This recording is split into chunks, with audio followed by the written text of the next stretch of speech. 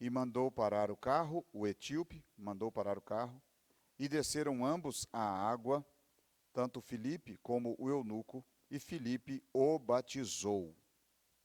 Amém. Vamos orar. Curve sua cabeça, por favor. Papai eterno, somos gratos a Ti. Hoje somos poucas pessoas por causa da chuva, mas estamos gratos ao Senhor por todos nós que estamos aqui, por nós que conseguimos chegar. Pode ser que alguns cheguem ainda, eu quero pedir ao Senhor que os proteja até aqui. Derrama sobre nós a Tua graça, dá-nos compreensão, dá-me capacidade de transmitir o que o Senhor me ensinou, para que nós possamos todos aprender e assim crescer a Tua obra. Nós lhe pedimos assim, agradecidos ao Senhor, em nome de Jesus. Amém. Podem se assentar, muito obrigado. Nós já aprendemos, queridos, qual a primeira responsabilidade da igreja. A primeira responsabilidade da igreja é crescer. Crescer em dois níveis, como diz 1 Pedro 3,18. Crescer em qualidade e crescer em quantidade. Se nós crescermos só em qualidade, não vai adiantar, não é suficiente, não cumpriu o propósito. Se nós crescermos em quantidade apenas e não em qualidade, também não cumprimos o propósito. Nós só conseguimos atender ao que Deus quer quando nós temos qualidade de vida cristã. Nós só conseguimos crescer em número quando temos qualidade, porque senão nós não crescemos, nós inchamos. E a gente vê nos dias de hoje muitas igrejas que estão inchadas.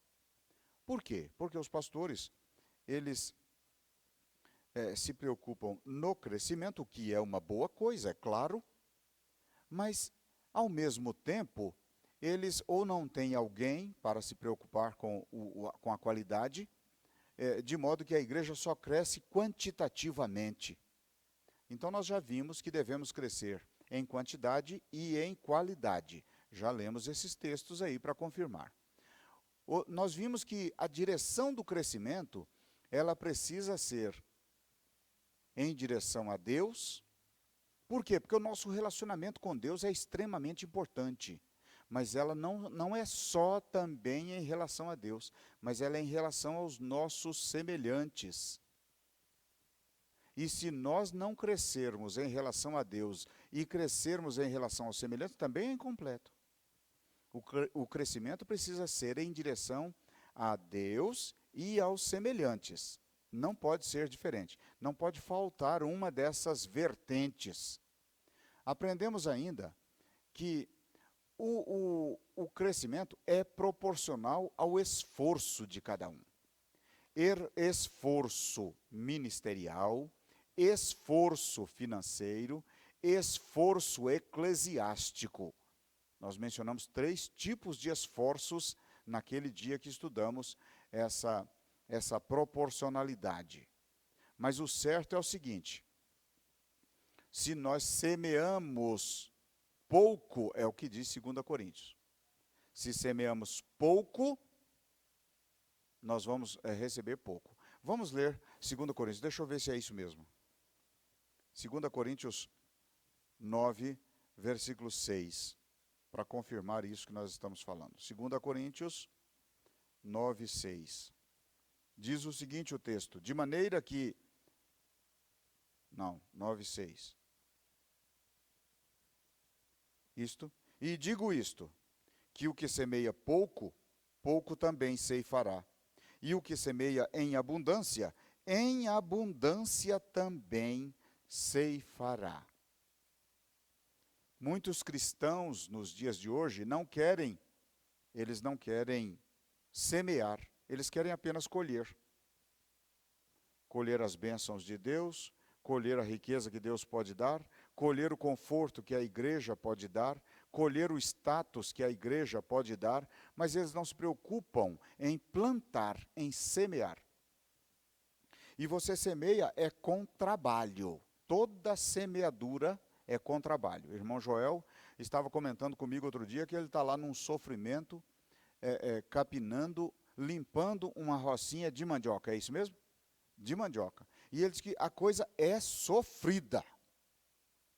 Para plantar foi sofrido, para cuidar é sofrido, mas ele vai ter uma grande colheita. e ele vai colher mandioca. Ele não vai colher milho. Ele plantou foi mandioca. Então, é muito importante nós entendermos que no mundo espiritual há uma semelhança. Há uma semelhança com a nossa vida cotidiana. Então, precisamos nos dispor a contribuir na obra. Contribuir com o seu talento, contribuir com a sua alegria, contribuir com a sua disposição em servir, contribuir. Já tenho falado para vocês várias vezes, nenhum de nós nesta igreja, ou em qualquer outra igreja, ou aqueles que não estão em igreja nenhuma, nenhum cristão foi salvo para ficar simplesmente olhando os outros trabalharem. Não, ele foi salvo para trabalhar. Se não fosse assim, Jesus já teria levado os salvos que se salvam na terra. Então, precisamos estar dispostos. Por quê? Porque a nossa igreja só vai crescer conforme a medida que eu investir no crescimento dela. Não sou só eu o pastor, são todos os membros, todos os congregados. Vocês viram o investimento que as crianças fizeram aqui no domingo. Aquilo é investimento, as crianças plantaram, não tenham dúvida disso. Os pais que trouxeram as crianças para o ensaio, plantaram. As tias que estiveram trabalhando e ensaiando a duras penas, plantaram. A igreja que usou o recurso dos dízimos de vocês para comprar lanterninha, para comprar esse negócio aqui, como é que chama? TNT, comprar tecido para fazer aquela ornamentação linda, vocês contribuíram quando entregaram seus dízimos lá e o irmão Joel pôde trabalhar com esse dízimo, liberando um pouco dele para isso e para aquilo. Então, meus amados, nós precisamos contribuir. Por isso que você não pode deixar de dizimar. Por isso que você não pode deixar de ofertar sempre que há oportunidade. Porque Deus vai lhe multiplicar as bênçãos. Porque depois que você dizima, depois que você oferta, azar de quem usar, se usar mal. E aqui, graças a Deus, nós somos uma igreja de porte médio, você está vendo onde é que está sendo aplicado o seu dinheiro. Glórias a Deus por isso. Então, precisamos contribuir. Não podemos deixar de contribuir. Você tem dons. Você tem dons para investir no reino de Deus. E esses dons são preciosos. E Deus vai abençoar você quanto mais você estiver. Eu fiquei maravilhado de ver a Maria Júlia cantando tão bem na cantata, de ver a Raíssa, a Vitória cantando tão bem. Cantaram, mas cantaram muito afinado, dentro do tom, dentro da cadência musical. Aquilo não é fácil, mas é o dom que Deus deu a elas. Então elas estão exercendo e já estão sendo abençoadas, não tenham dúvida disso. Nós também precisamos ser. Então vamos contribuir com liberalidade. Nós vimos uma projeção. Se 200 pessoas assumissem um compromisso, 200 pessoas de nós, assumissem um compromisso de ganhar em 365 dias, uma pessoa para Cristo e consolidá-la. O que é isso? É ganhá-la e discipulá-la para viver em Cristo, como você. Nós vamos ver isso aqui mais à frente. Se cada um de nós, 200, fizermos isso, nós teríamos 200 pessoas a mais na igreja no ano que vem. Já pensaram bem? 200 pessoas a mais nessa igreja?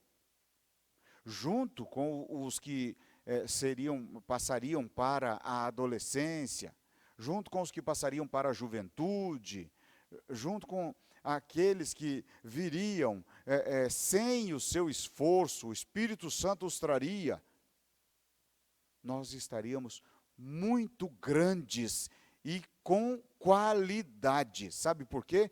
porque você se responsabilizaria em dar qualidade ao seu discípulo.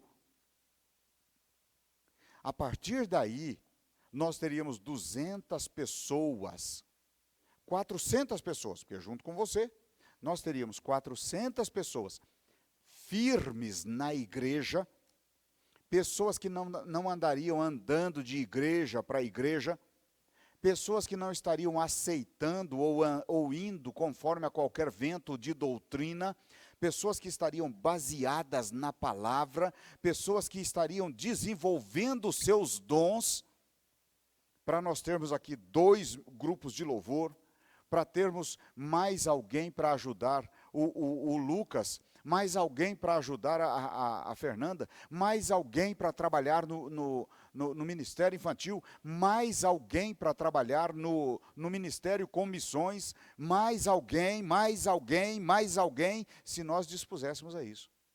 É a nossa contribuição. É a nossa contribuição. Não podemos ficar parados. É inconcebível que estejamos do mesmo tamanho.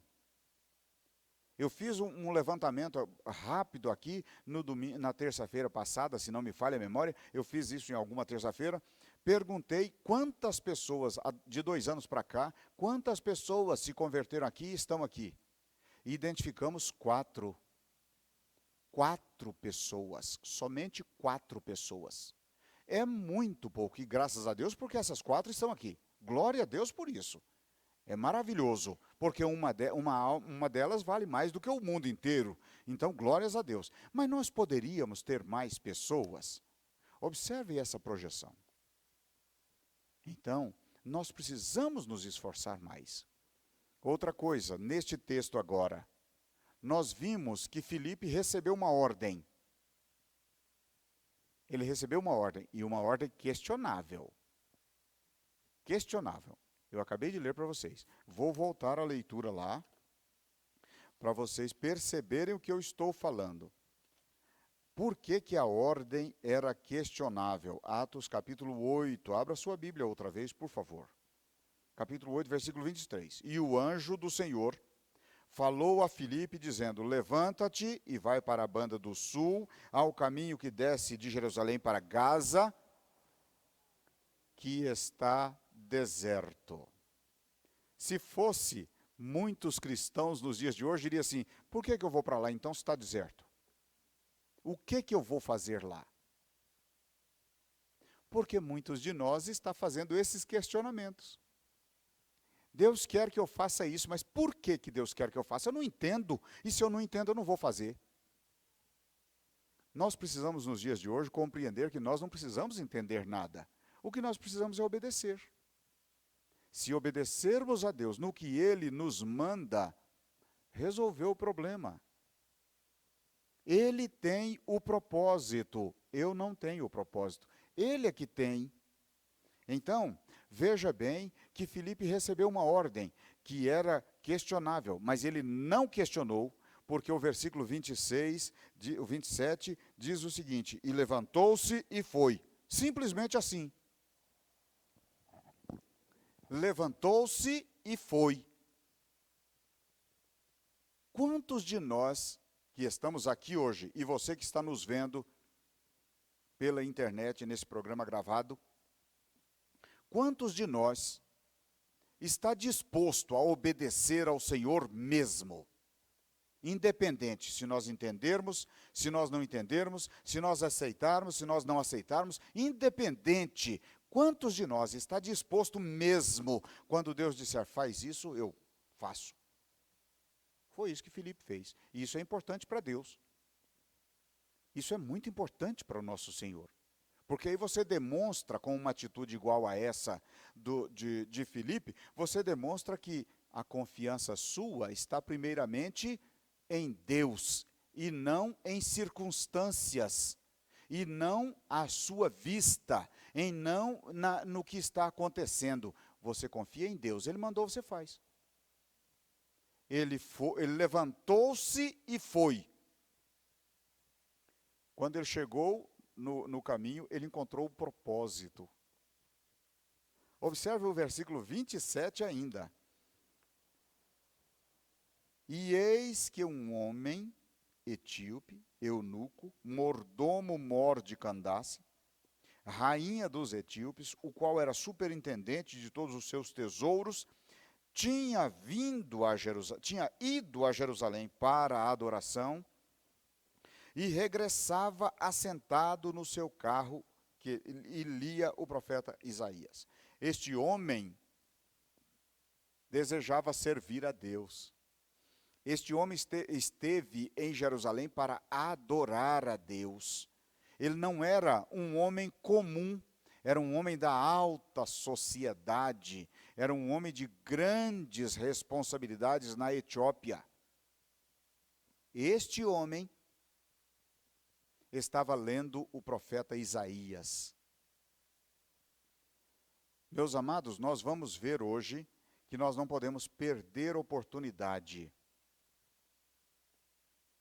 Quando Filipe encontrou o propósito, ele não perdeu a oportunidade.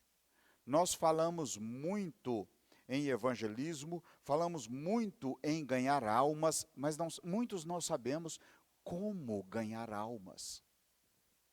Observe o ponto de contato, que eu vou falar com vocês agora mesmo sobre isso, o ponto de contato de Filipe com aquele eunuco.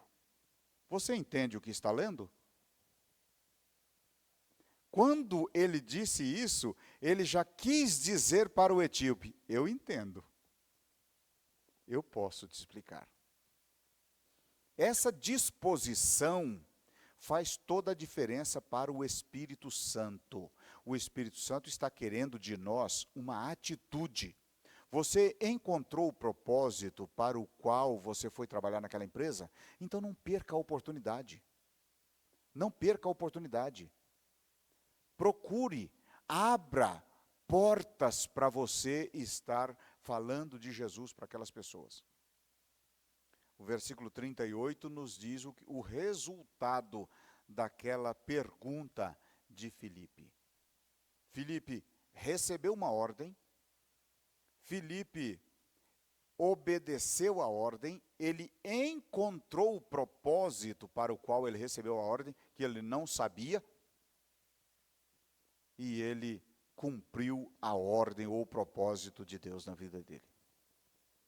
Nós temos muitas pessoas em Goianápolis, ao seu lado, que estão precisando de uma pergunta dessa.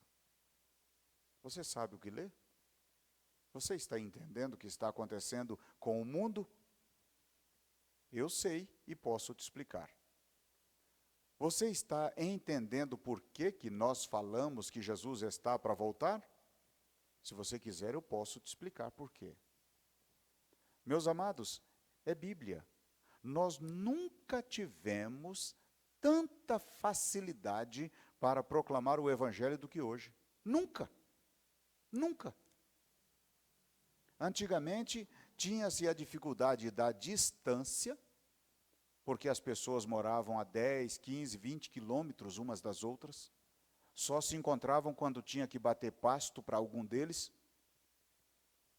Só se encontrava quando tinha que colher arroz. Só aí que os vizinhos se encontravam. Hoje não. Hoje nós encontramos as pessoas todos os dias. E Deus está querendo que nós perguntemos: você entende isso? Você sabe por que está acontecendo isso? Sabe por que eu estou falando assim? Porque você tem a solução. Nós temos a solução para os problemas do mundo. Nós não vamos resolver o problema do mundo, mas nós temos a solução para isso. Porque quanto mais tirarmos almas do mundo, mais solução nós teremos para isso. Nós temos uma das nossas irmãs que está ardendo a chama na alma dela, e ela foi agora visitar parentes, e nós estamos orando para que Deus alcance aqueles parentes através dela, porque o propósito dela é esse. Ela foi ensinada, ela trabalhou, ela aprendeu, ela buscou o aprendizado, e foi. É um Filipe. E que Deus abençoe para que ela pergunte para vários deles: você sabe o que está acontecendo? Você sabe disso? Eu sei. E mostre na palavra. Nós precisamos agir como Filipe. Isso aqui é uma instrução para nós, uma instrução de maior valor. Mas vamos caminhar mais. Esse crescimento da igreja, ele precisa, como nós já vimos, do envolvimento de todos. Uma das estratégias para o crescimento é a estratégia de evangelização pessoal. Evangelização pessoal, onde cada um de nós é um evangelizador. Cada um de nós. Cada um de nós. E nós vamos ver aqui exemplos. Pois bem, como se processa a evangelização pessoal? Evangelização pessoal, vamos entender, não é cruzada evangelística. Evangelização pessoal é o que você faz no seu dia a dia para o reino de Deus. É a sua intervenção nas circunstâncias, nas situações, para que o nome de Cristo seja expandido, seja mais conhecido. Isto é que é a evangelização pessoal. É a pessoa estar no campo evangelístico. Veja bem, a evangelização pessoal, ela é baseada no contato de pessoa por pessoa. Eu tenho falado para vocês e vou repetir agora. Até os anos 70, 80, não teve nenhuma igreja que trabalhasse melhor com o evangelismo pessoal do que nós. Quem aqui se lembra quando nós saíamos, cada um com um pacotinho de folheto, entregando folheto nas portas das casas? Quem já fez isso? Levanta a mão. Olha o tanto de gente, está vendo?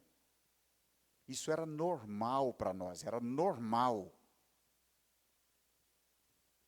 Aqui, nesta igreja, outro dia alguém comentou comigo que uma mocidade aqui na época, se não me falha a memória, do pastor José Borges, a mocidade não tinha um domingo que a mocidade não saía para realizar culto na casa de alguém, um evangelismo, alguma coisa assim. Tinha que sair para fazer alguma coisa. E eu tenho certeza, não ouvi isso, mas eu tenho certeza que naquela época ganharam muitas almas para o Senhor. Porque não há outra maneira melhor de ganhar almas do que essa. Mas veja bem, é o ponto de aproximação, é o ponto de contato que é importante. E você tem esse ponto de contato em todos os momentos que você está conversando. Em todos os momentos. Esse ponto de contato, ou ponto de aproximação, deve ser detectado por você que é crente. Você tem amizade com alguém. Olha por que eu vou dizer que nunca foi tão fácil a gente evangelizar.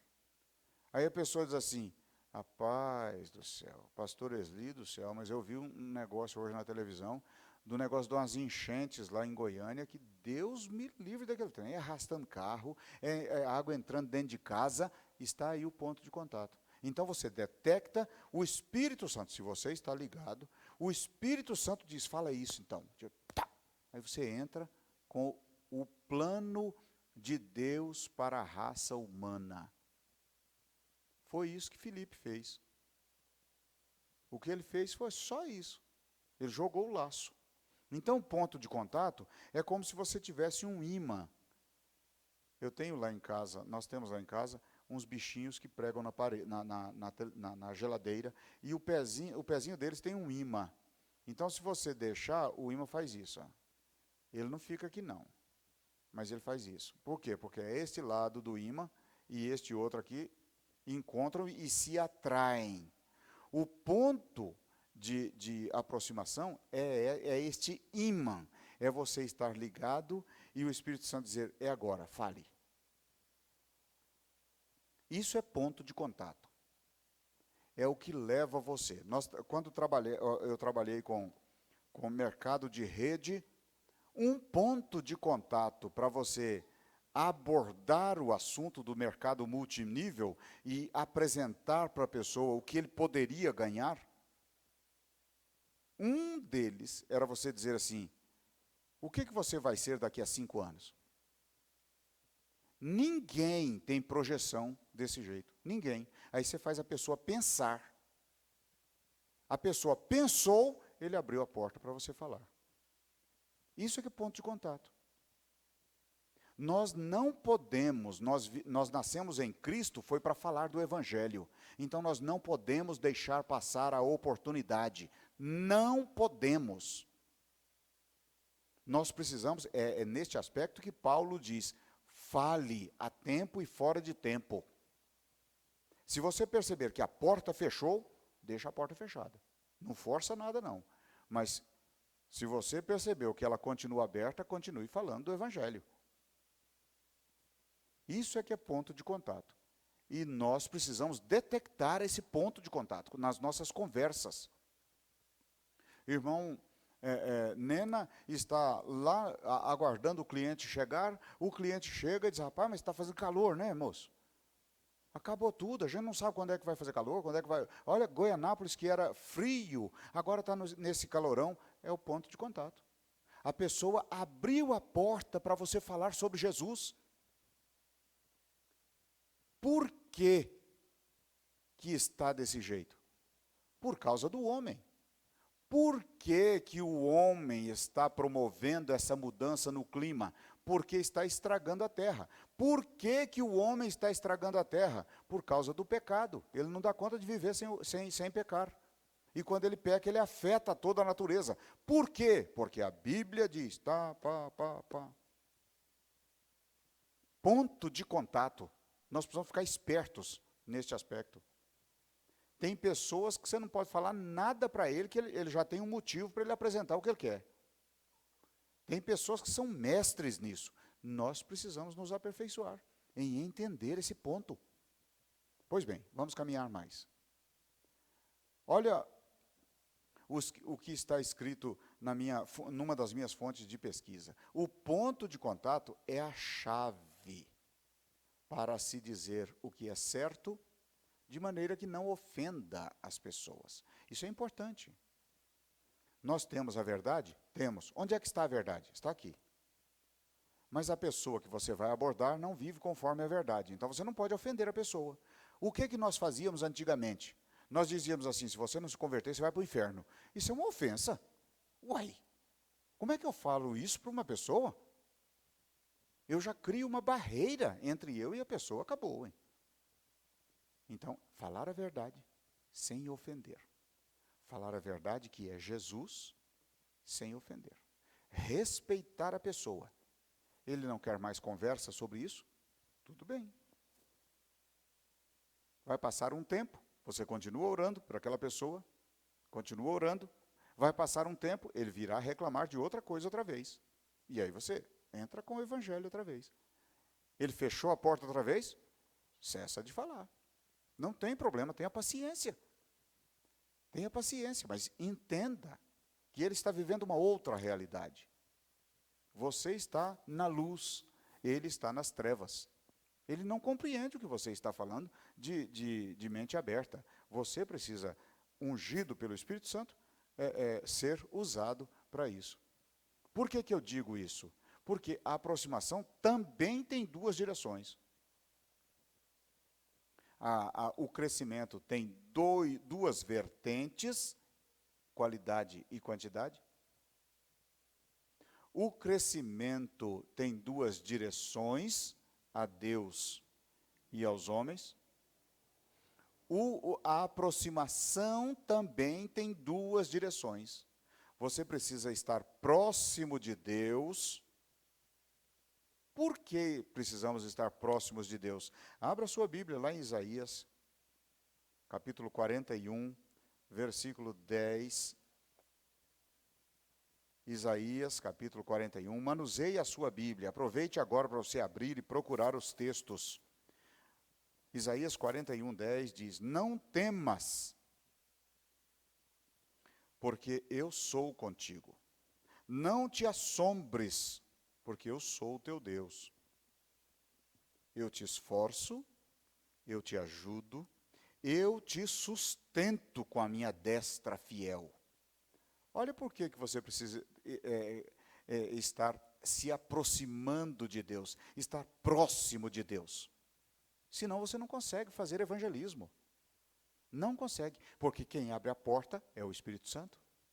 E se você não está próximo, ou não está cheio do Espírito Santo, ou não está rodeado pelas as maravilhas do Espírito Santo, do jeito que você quiser, mas você tem que estar próximo de Deus.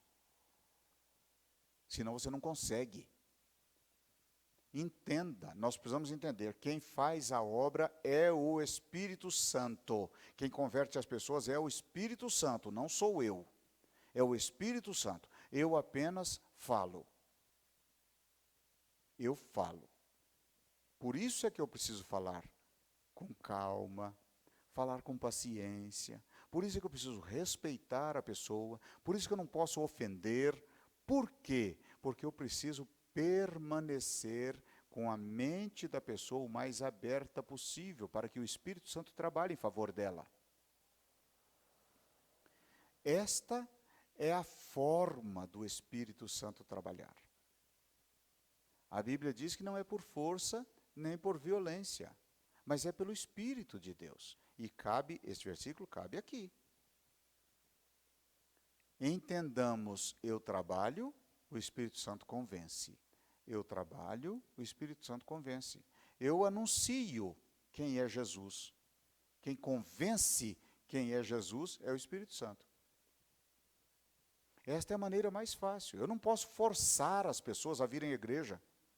Porque se eu forço a vir à igreja, elas não se abrirão para o que o Espírito Santo trabalhe. Então, cresçamos em direção a Deus, na vertical. Vamos crescer no nosso relacionamento com Deus. Conheça quem é Deus. Saiba o que Ele quer de você. Saiba como falar com Ele. Saiba como alcançar o coração dEle. Agora, você precisa também ter direção em relação ao seu próximo, porque é com ele que você vai falar. Você precisa direcionar a palavra a ele também. Não adianta só você direcionar a palavra a Deus. Você precisa direcionar a palavra a ele também. Porque você é o semelhante dele. Ele ainda não conhece, ou se conhece, ainda não tem uma habilidade para compreender profecia.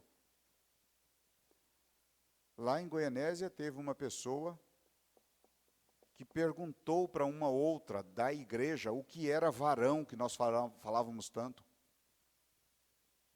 Ela estava visitando a igreja e não compreendia este evangeliquez. Neste momento, é preciso que estejamos compreendendo a pessoa nas suas fragilidades e trabalhando em favor dela. A irmã explicou direitinho o que é varão.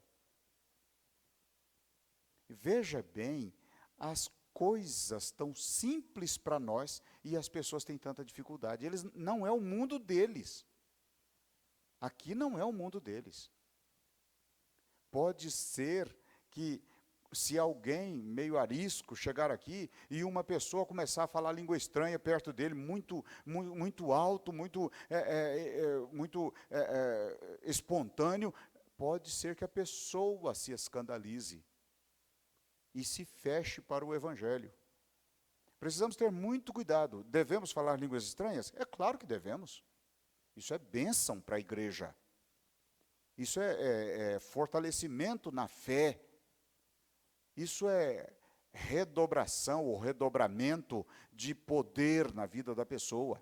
Então devemos buscar. Devemos buscar a profecia? É claro que sim. Porque a profecia edifica a igreja, fortalece a igreja. Mas temos que usar com muito cuidado, como nos disse Paulo. Paulo disse isso, ele nos ensina isso na palavra. Então, crescendo, abra sua Bíblia, por favor, em 2 Tessalonicenses. 2 Tessalonicenses 3:5.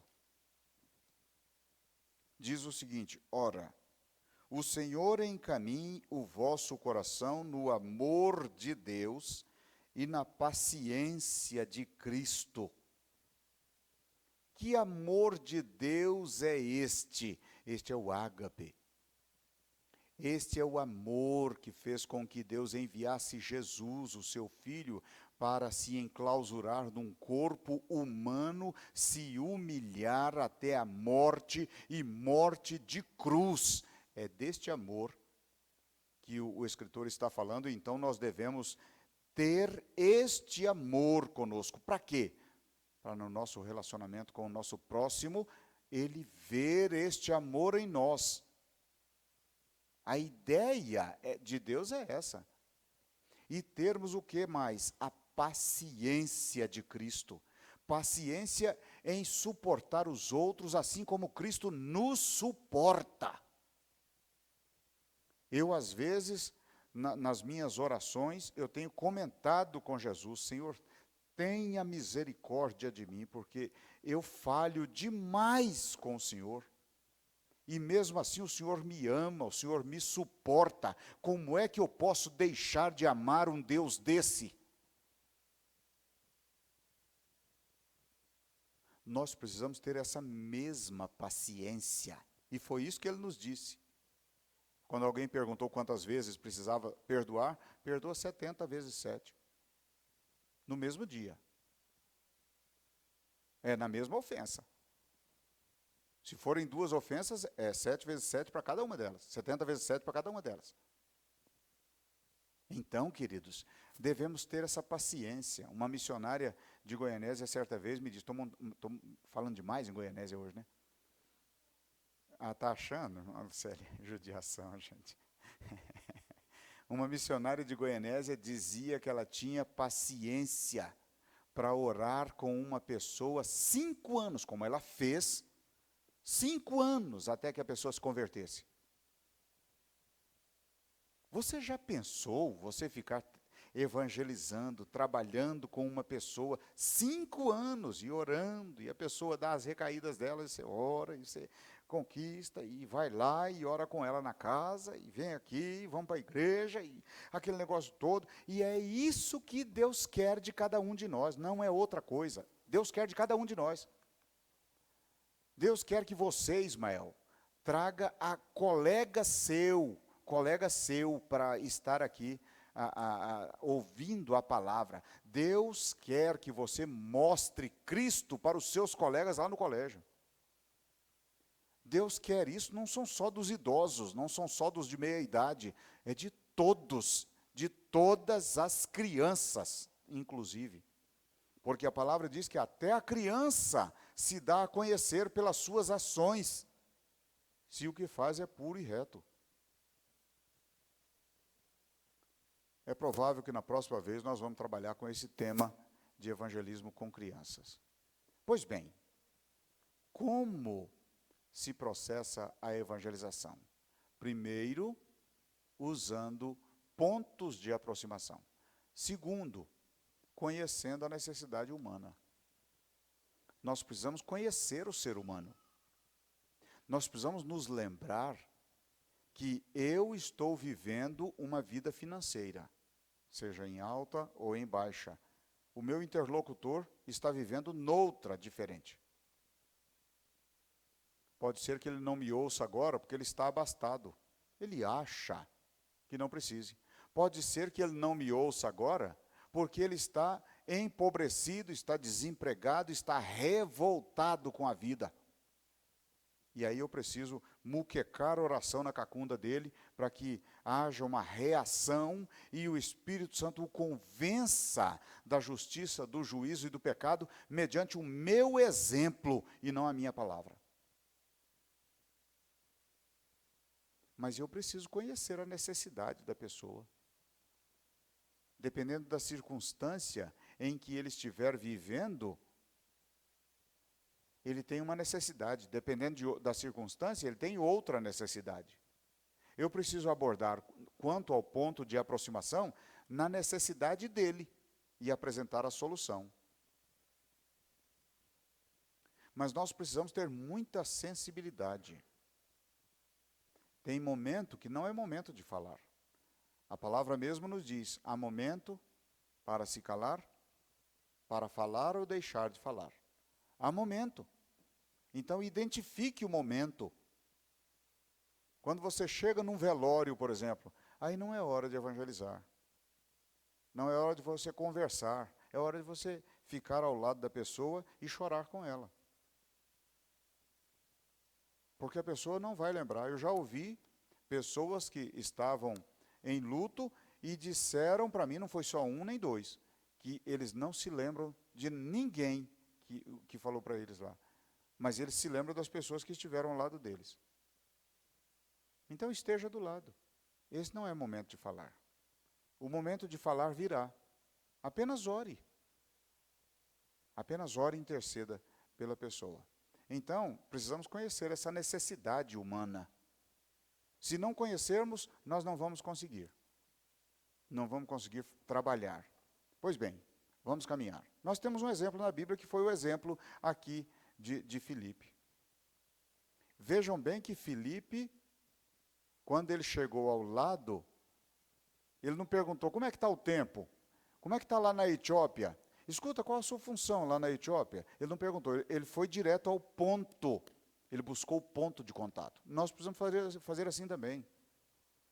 Quantas vezes nós estamos com as pessoas, começamos a falar de time de futebol, começamos a discutir, porque o outro, discutir no bom sentido, brincar com o outro, porque o outro torce para o Corinthians, eu torço para o Flamengo. Quantas vezes eu começo a falar mal do governo, mal do tempo, mal disso, mal daquilo, e não faço como Filipe. Nós também precisamos falar igual Filipe. Buscar a oportunidade, buscar a porta aberta. Não perca tempo. Não perca tempo. O reino de Deus precisa de você. Trabalhando com vigor, dando o seu máximo, dando o seu melhor. Nós não podemos continuar como estamos, isso a dizer dos cristãos do mundo. A maioria total dos cristãos do mundo, do globo terrestre, estão nessa situação, não fazem nada. Eles deixam a oportunidade passar dia após dia. Não podemos fazer assim. Devemos buscar a oportunidade. Todos entenderam até aqui? Perfeito. Agora, como realizar? Porque nós vimos como se processa. Como realizar o evangelismo pessoal? É muito importante. Primeiro, ganhando almas pela amizade. Ganhar almas pela amizade não é aquela amizade do prostíbulo, que você vai no prostíbulo, não. Não é a amizade de passar os outros para trás, não. É a amizade, mas mantendo o seu padrão. Qual é o seu padrão? Abra sua Bíblia em Romanos 12:10, por favor. Vamos ver como é que nós devemos trabalhar com as pessoas. Romanos 12:10. Diz o seguinte, o texto. Amai-vos cordialmente uns aos outros, com amor fraternal, preferindo-vos em honra uns aos outros. Sabe o que isso aqui está querendo dizer? Ame o seu próximo. Demonstre isso na sua amizade com ele.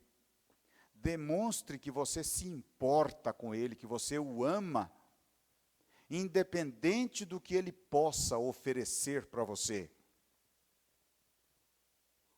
Honre-o acima da sua honra. Dê-lhe a preferência em honra. É isso que está dizendo o texto. Isso é amizade. E esta amizade é imprescindível para a sua evangelização, para a sua abordagem, para você ser aceito ou aceita. Toda a acessibilidade que você tem em relação às pessoas depende da sua amizade. Então, crie amizades solidificadas. Seja amigo das pessoas. Detenha amor pelas pessoas. E aqui você já percebeu. Esse texto aqui já cai por terra o seu inimigo. Você não pode ter inimigos. Porque a Bíblia diz para você o seguinte: até onde for possível, tenha paz com todos. Então, esse negócio de crente ranzinza, crente encrenqueiro, crente que diz assim, não, eu falo a verdade, doa quem doer. Isso não é cristianismo não, viu? Isso é diferente. Crente desse tipo, dificilmente, continuando assim, dificilmente será um evangelizador. E o reino de Deus vai perder se ele não for. Então nós precisamos ser amáveis com as pessoas. Nós precisamos ensinar as pessoas. Através da amizade, nós vamos abrir a oportunidade para nós falarmos a verdade sem ofendermos. E precisamos cativar as pessoas para isso. Precisamos cativar. Agora, infelizmente, o que muitas pessoas que não são cristãs dizem é que para ser crentes como nós, ele prefere ficar do jeito que está. Eu já ouvi isso muito. Infelizmente. Que dia que nós vamos abençoar o reino de Deus e contribuir, se continuarmos, se estas pessoas, né? Porque tem muitas pessoas que são fiéis e são amáveis e são amigáveis. Mas que dia que estas pessoas vão contribuir com o reino continuando dessa maneira? Então nós não podemos ser assim. Precisamos ter qualidades de evangelizadores. A primeira qualidade, então, é a amizade. Nós ganhamos almas desse jeito. Segunda, ganhando almas pelo exemplo. Olha o que diz 2 Reis. 2 Reis, está depois de Samuel. 2 Reis, capítulo 4, versículo 9. 2 Reis 4, 9, diz o seguinte. E ela disse a seu marido, aqui é aquela mulher que teve o filho morto depois dele ter nascido pela promessa de Eliseu, pela profecia de Eliseu. Então, ela está falando a respeito de Eliseu agora no versículo 9. E ela disse a seu marido, eis que tenho observado que este que passa sempre por nós é um santo homem de Deus. Deixa eu apertar um pouquinho as tarraxas. As pessoas podem dizer isso de você?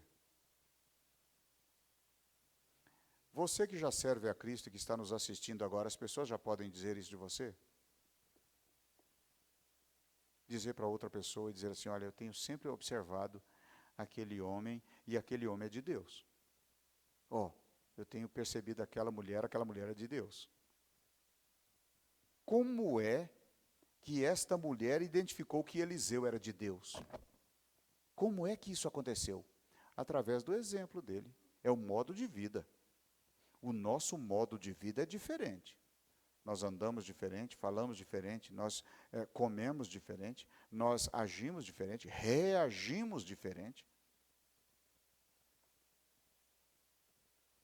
Precisamos ser assim. Porque não tenham dúvidas, viu? Não tenha dúvida, Lucélia. Muita gente que entra ali na sua loja está de olho em você. Para ver como é que você é, de onde vem essa qualidade que ela percebeu, por que você tem, qual o seu estilo de vida. Ela vai observar se você tem mesmo causa para viver com essa qualidade. Nós estamos sendo observados. A Bíblia nos diz isso. Paulo disse que os interlocutores dele, os destinatários daquela carta que ele escreveu, eram a carta dele escrita com o sangue de Jesus. O mundo está lendo você, que é carta. Você botou o nome de cristão em você, ou de evangélico, ou de crente. O mundo está de olho em você. Você não pode ter mancha nenhuma nas suas vestes espirituais. Por isso é que a Bíblia diz: aquele que mentia, não minta mais. Aquele que roubava, não roube mais. É por isso que a Bíblia diz que as coisas velhas já passaram, eis que tudo se fez novo. É por isso que a Bíblia diz que eu e você devemos viver em novidade de vida. É inconcebível um cristão que deveria ser exemplo para ganhar almas, viver vidas esbodongadas, viver vida de qualquer jeito. Nós não podemos ser assim tão relapsos, porque Deus disse, pelo menos 2 vezes na palavra: sede santos, porque eu, o Senhor seu Deus, sou santo. Aí alguém, para se livrar dos problemas, vai dizer assim: mas eu não dou conta de ser santo. Eu sei que você não dá conta, eu também não dou conta não. E Deus nunca disse que vai salvar só os santos, só os santarrões que vão para o céu. Deus nunca diz isso. Deus disse que vai salvar aqueles que perseveram. Perseveram. Perseveram. Perseveram o quê? Em buscar a santidade. Perseveram em ter a vereda como a vereda do justo, que vai raiando até ser dia perfeito. Perseverança. Deus sabe da sua limitação. Deus sabe que você não é capaz por você mesmo.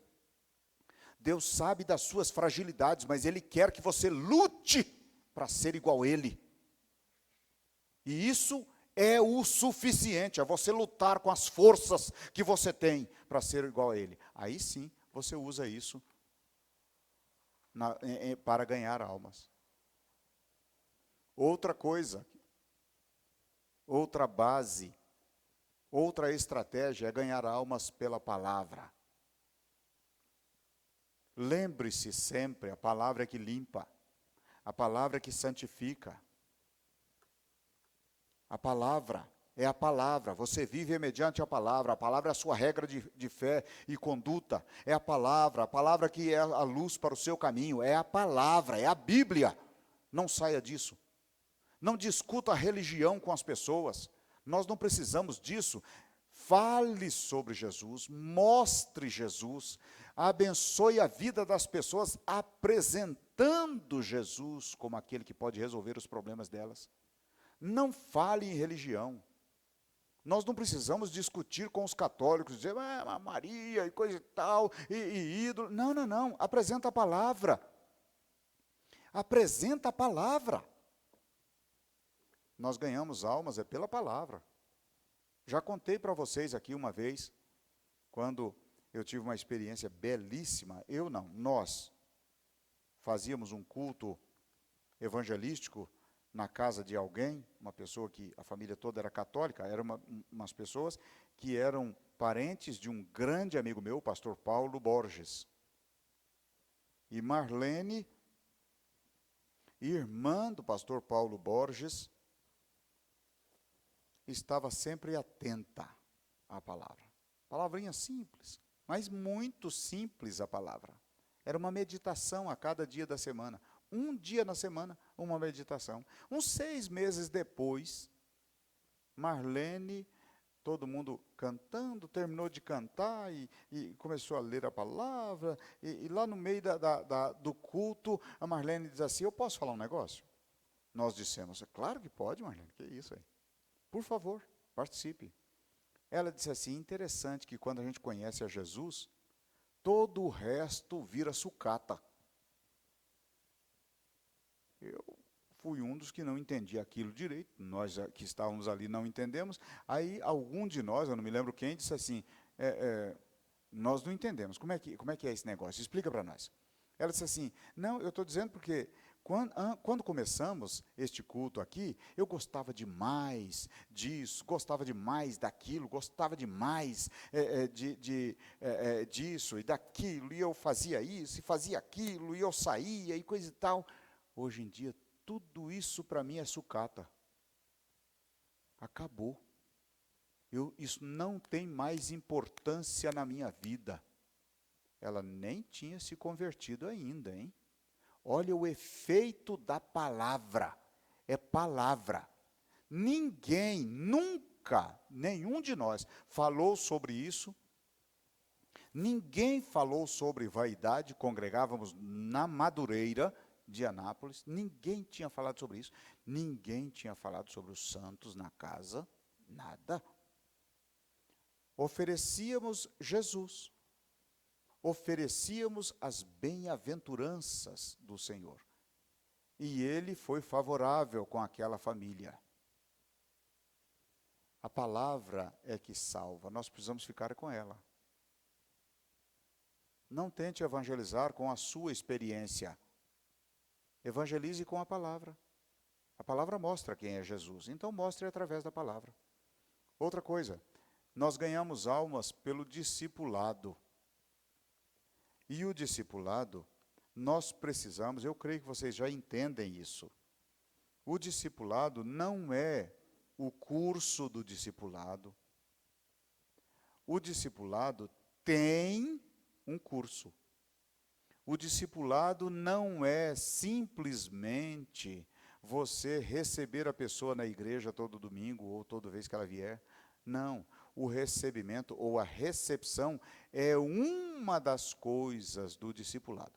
O discipulado é você viver com a pessoa. É você andar com a pessoa. É você ler a Bíblia com a pessoa. É você orar com a pessoa. Porque quando você ora com ela, ela está ouvindo você orar e ela aprende a orar. Quando você lê a Bíblia, ela ouve você ler a Bíblia e ela está guardando no coração e depois ela vai ler e remoer aquilo. Quando você anda com a pessoa, alguém te fecha no trânsito, você vai reagir como um cristão e aí ela vai... Olha como é que ele age, então eu tenho que agir desse jeito. Quando alguém ofende você na presença dela, você reage de uma maneira, ela vai dizer, olha como é que eu tenho que fazer. Isso é que é discipulado, meus amados. Isso é que é discipulado. Nós ganhamos almas pelo discipulado, porque muitos, já tenho falado para vocês, muitas pessoas chegam na igreja e vão embora. Não ficam na igreja, por falta de discipulado. Então eu tenho alguns projetos que eu preciso colocar em pauta para que nós possamos crescer consolidando uns aos outros. Nós precisamos fazer assim também. Abra sua Bíblia, por favor, em Atos capítulo 17. Atos está no Novo Testamento, logo depois de João. Atos fala sobre o Espírito Santo agindo na vida da igreja, apesar de ter o título Atos dos Apóstolos. Isso é muito questionado por muitos estudiosos, porque eles pensam que deveria ser, o título do livro deveria ser Atos do Espírito Santo.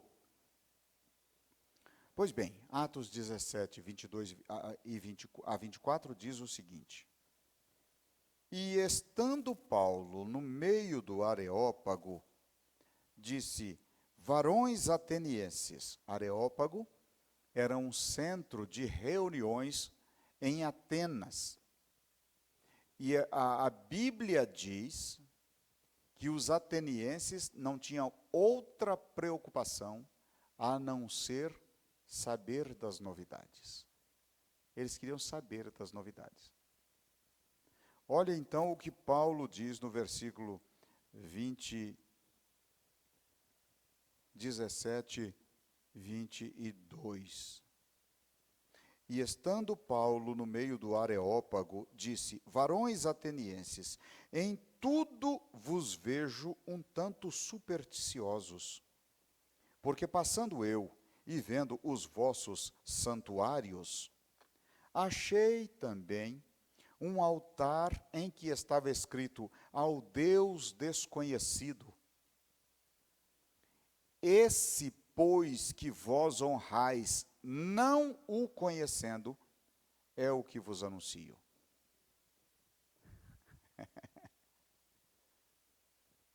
A história diz, alguns escritores dizem que relacionam isso aqui com um evento que havia acontecido 300 anos, alguma coisa de 300 anos atrás, em que num naufrágio houve um milagre naquele naufrágio e salvaram-se, se não todos, a maioria dos tripulantes do navio. Por isso, os atenienses colocaram este nicho naquele areópago ao Deus desconhecido. Paulo, então, agora chega e fala para eles: é esse Deus que eu vou anunciar para vocês. Olha a perspicácia desse homem. Você tem essa perspicácia em você. Sabia disso? É só você clamar a Deus que Deus vai abrir a porta para você falar as coisas do jeito que Paulo falava. Paulo não é melhor do que eu, do que você. Ele foi mais usado porque ele se entregou mais do que eu e você. Só por isso. Só por isso, nada mais. Então, veja bem o que é um evangelismo. Como é que você entra no evangelismo? É desse jeito. O povo escutou Paulo. Por quê? Porque Paulo estava falando uma coisa que eles não conheciam ainda. Paulo disse: eu sei quem é esse Deus. Isso é impactante. Eles estavam ali adorando a esse Deus desconhecido, agora chega alguém e diz que conhece. Eu e você precisamos nos envolver em evangelização igual Paulo. Paulo vivia para isso. Ele vivia para evangelizar. Eu e você precisamos viver também. Nós podemos trabalhar evangelizando. Podemos nos divertir evangelizando. Nós podemos estar fazendo compras evangelizando. Precisamos evangelizar. Última parte agora para nós terminarmos. É preciso ter qualidades para ser um evangelizador. Precisa ter qualidades. Primeira qualidade, ter certeza da salvação. Se você não tiver certeza, não convém ir. Mas precisa ter certeza para ir. Se você não tem certeza, então você corre um risco muito grande de ficar, quando Jesus voltar. E muitos de nós têm dúvida, e não tem motivo para dúvida. Muitos têm dito: eu não tenho certeza da salvação. Por que você não tem certeza? Não sei, não tenho certeza. Você está pecando? Não estou não. Você está obedecendo a palavra? Estou obedecendo a palavra. Então por que você tem dúvida da sua salvação? Então, nós precisamos ter certeza, porque é a salvação que nós vamos anunciar. Se eu não tenho certeza da minha, é como se eu passasse na loja da irmã Lucélia, na Lucélia Semijoias, é isso? E visse lá uma coisa muito, ouvisse alguém dizendo que tinha uma coisa muito bonita lá, e eu falasse para Miriam: tem um colar lá na Lucélia que é bonito demais da conta, mas ele é bonito, é lindo o colar. Ela me perguntaria: você já viu? Não vi não. Então como é que você está falando que é bonito? Então, meus amados, para falar de salvação, nós temos que ter certeza de salvação. Temos que ter certeza para onde nós vamos. Outra coisa, nós precisamos ter vida transformada. Eu falei para vocês que você vai andar com o seu discípulo. Você vai andar com o seu evangelizando. Vai andar com ele. Ele vai ver você falar, se você conta piada pornográfica, se você mente, ele vai ver isso. Se você olha para as mulheres na rua, ele vai ver isso. Se você mexe com mulher na rua, ele vai saber se você bebe vinho, ele vai saber das coisas. Se você compra e paga, ele vai saber disso. E isso é a sua maneira de discipular. Então você não pode ter vida destransformada ou falta de transformação. Você precisa ter vida transformada. Você precisa ter amor pelas almas perdidas. Amar profundamente, sabendo o amor que Deus tem por elas. Você deve ter o mesmo amor. Você precisa ter uma fé na inerrância da palavra. Você precisa entender que a palavra é a verdade, não tem mentira nela. Você precisa saber que a palavra é a verdade. Não somente contém a verdade, ela é a verdade. Você precisa ter conhecimento claro do Evangelho. Você precisa conhecer a palavra. Para evangelizar, você precisa conhecer. Para evangelizar, você precisa ter consciência do destino mortal das pessoas. Elas vão morrer e vão para o inferno, se não receberem a Cristo como Salvador. E isso é sério. Isso é sério, elas vão ficar eternamente no inferno, se não anunciarmos o Evangelho para elas. Olha o que aconteceu com Jesus, quando ele se encontrou com a mulher adúltera. Olha o ponto de contato. Ele chega, vou parafrasear. Senta ali numa pedra, à beirada do poço. O poço, naquela época, era um buraco, uma cacimba, e você descia aqui no buraco, descia, até chegar lá no poço. Aí você pegava a água, subia a escadaria para chegar no plano. Aquela mulher chegou naquele poço para pegar água. Jesus disse assim: dá um pouco de água para mim. Foi o suficiente. Ele puxou a conversa para onde ele queria. Dá um pouco de água. Ela falou assim: rapaz, eu sou samaritana, você não sabe disso não? Samaritano não conversa com judeu. Jesus falou assim: se você soubesse quem é que fala com você, você é que pediria água. E ele lhe daria uma água que jorraria para a vida eterna. Pronto. Aí ela interessou no negócio. Ué, mas eu não precisava vir mais aqui buscar água? Ah, mas eu quero mesmo essa água, eu quero saber de onde ela vem. Nós precisamos fazer dessa maneira. Aguçar a sede das pessoas, porque elas estão com sede do Evangelho, todas elas. Por mais que pareça que não, mas elas estão sedentas pela palavra do Senhor.